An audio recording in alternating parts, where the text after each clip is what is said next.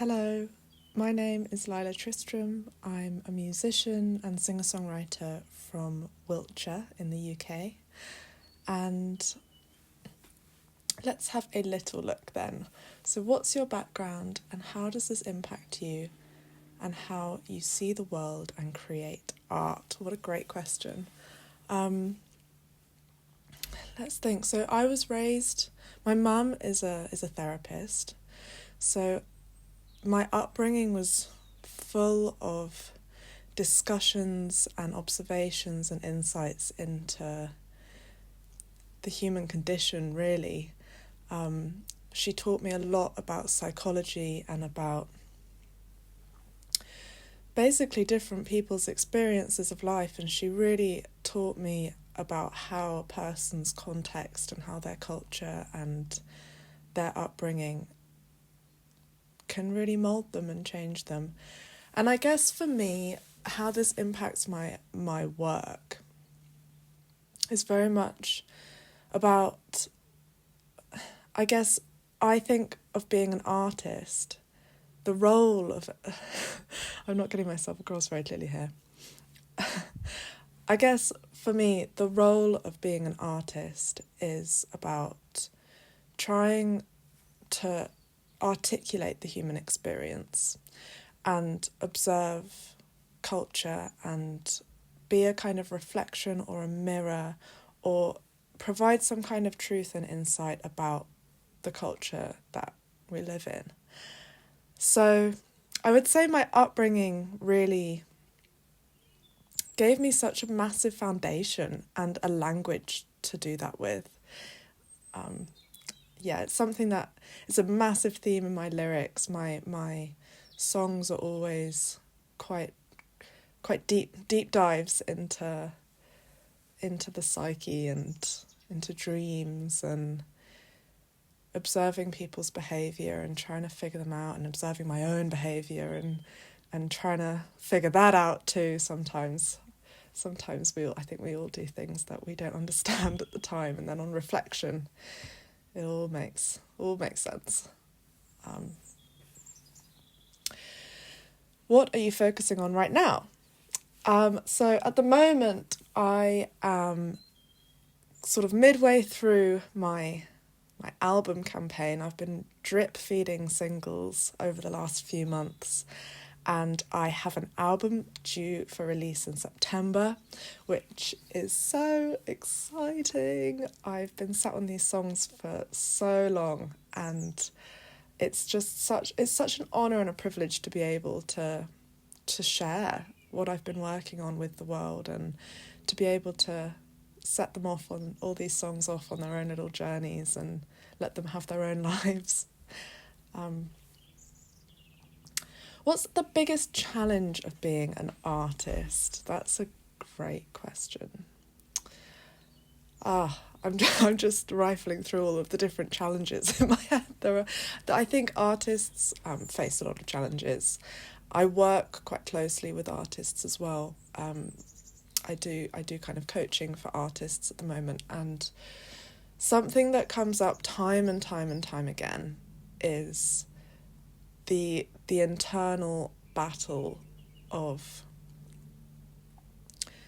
is my work good enough? Does my work stand up? And it's such an interesting one, and it really does seem to be unanimous amongst all artists, no matter how well trained we are, or how, if you've done some special schooling or if you've been doing this a really long time, it seems to be that time and time again this voice of self-doubt is just niggling away in the backs of our minds. And I think the biggest challenge of being an artist is trying to learn more about this voice and who this voice is and what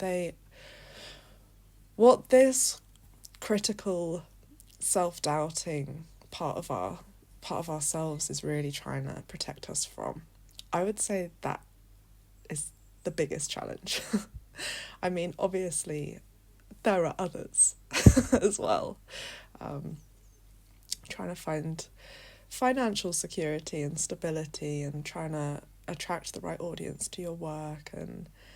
But I think actually the biggest thing is working with self-doubt and pushing through and completing your work in spite of it. What have we got next? What advice would you give to your younger self? Oh, my younger self, bless her. I would say the best advice that I would give to my younger self. Let me think about that for a minute, because that's a really brilliant question.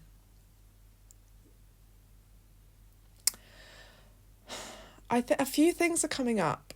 I would say keeping focused on the vision. Recently, I've been doing a lot of journaling and really thinking hard about what I want my life to look like, and what I want from my art, and what I want from my releases, and where I want to end up in a year's time, or 5 years' time, or 10 years' time. And trying to construct this vision that is clear and that is in alignment with my morals and my beliefs and my true self. And I think it's easy, especially I'm thinking back to younger me, it's so easy to get a little bit knocked off track or persuaded into, lured away from your true path that's really in alignment with what you want. Be it from other people, their influence, there are a lot of people in the creative sort of industries who maybe don't quite have the purest of intentions, or don't quite see your work clearly. I'm thinking of people in the music industry that I've come across who have said things to me like, you need to dress more sexy, you need to, why don't you try wearing a leather jacket? And this was a time when I was actually a vegetarian. And, just kind of really incongruent, but when you're young and naive, you just want to impress people. And I'm also thinking about times where maybe quite a well-paid opportunity has come up, but it hasn't actually been something I want to do or something that has served this vision. So I think the advice would be just to stay true to the vision and just hold that in mind with every kind of fork in the road. Just ask yourself which one aligns with my honest vision for myself, and that path will always serve you and make the most incredible, fun, memorable experiences, I think. Have you ever tried any unconventional techniques? That's a good question. The thing that springs to mind for me actually is that my music draws inspiration from so many different artistic disciplines. I write every single day, a journal, just like free writing. I'm very visual as well. I do a lot of painting and a lot of drawing. I do a lot of movement based, I do yoga every day. And I guess all of these kind of interdisciplinary art forms all feed into the music that I make. I think, you wouldn't necessarily think that painting or yoga would necessarily help to build a song, but I really believe that it does. Do you listen to music while you work, or do you prefer silence? That's a great question to ask a musician. Because I know I've definitely I've been prone to this, and I know a lot of other musicians who actually, I think, they turn, and we turn to music almost as an escape from the thoughts that we're trying to block out. Or maybe it's a way of just like putting on some loud music, avoiding our thoughts a little bit, avoiding what it is that we are struggling to contend with. And I've noticed that as I've got older, I don't listen... Maybe I do actually listen to less music than I used to. Like, I'm thinking back to when I was a teenager. I listen to less music, but the music that I do listen to, I listen to more intentionally. And I really, like, sit with it. And I really experience it quite deeply. And I think when I was younger, I think I used to just listen to it to kind of block out the noise in my mind. So while I'm working, obviously while I'm making music, you know, I'm not listening to music. But when I'm doing kind of admin and things like that, or like even going on walks or whatever, actually I often find myself in silence, and I have this guilty little like, oh mate, I'm not listening to enough music. But actually, I think it's a good thing. I think I'm actually just a little bit calmer in my mind. And when I do approach music, it's in a really meaningful way. What's the best reaction someone has had to your work? I think the music that I create is very much about trying to lift the lid. As I mentioned earlier, it's trying to like kind of lift the lid on what's really lying under the surface of my mind, of my life, of my culture and my community, and kind of humanity. And I know that I'm doing that well when people are quite emotional and maybe have a more emotional reaction to my work.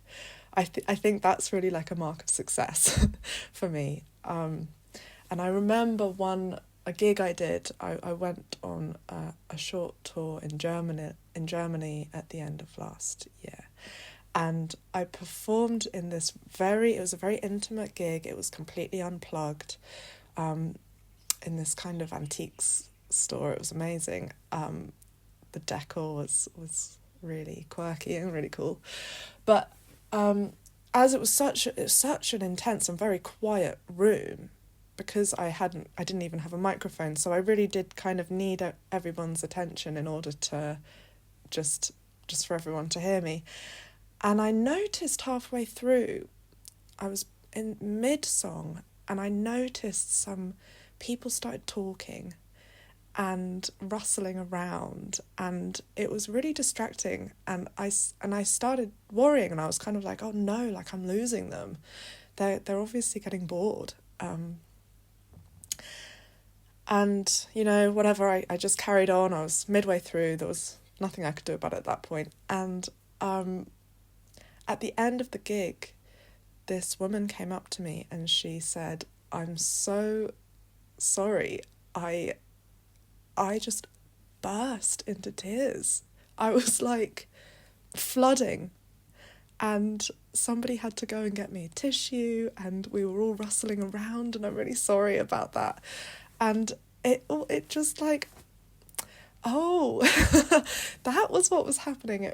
I didn't realise that I was kind of having quite a profound effect on this person, or my work was having a profound effect on this person. And she was just like, I've been going through so much in this last year, but that was just the best experience, the best live experience I think I've been to, and that was really special for me. Yeah. Let's see, what do you hope people will take away from your art? I hope that my music will make people feel a little bit more connected. I think my work is all about connection, really, at the core of it. When I'm writing, I'm trying to connect with myself. And I hope that in doing that, if I'm doing that well, I hope that means that other people can connect with me and with themselves. And I think that has a kind of ripple effect, when I really believe that when people do a deep dive and really reflect internally and sort some things out in their own minds, that you behave differently to others, and that is a ripple effect. You teach people how to do that in the process of doing that.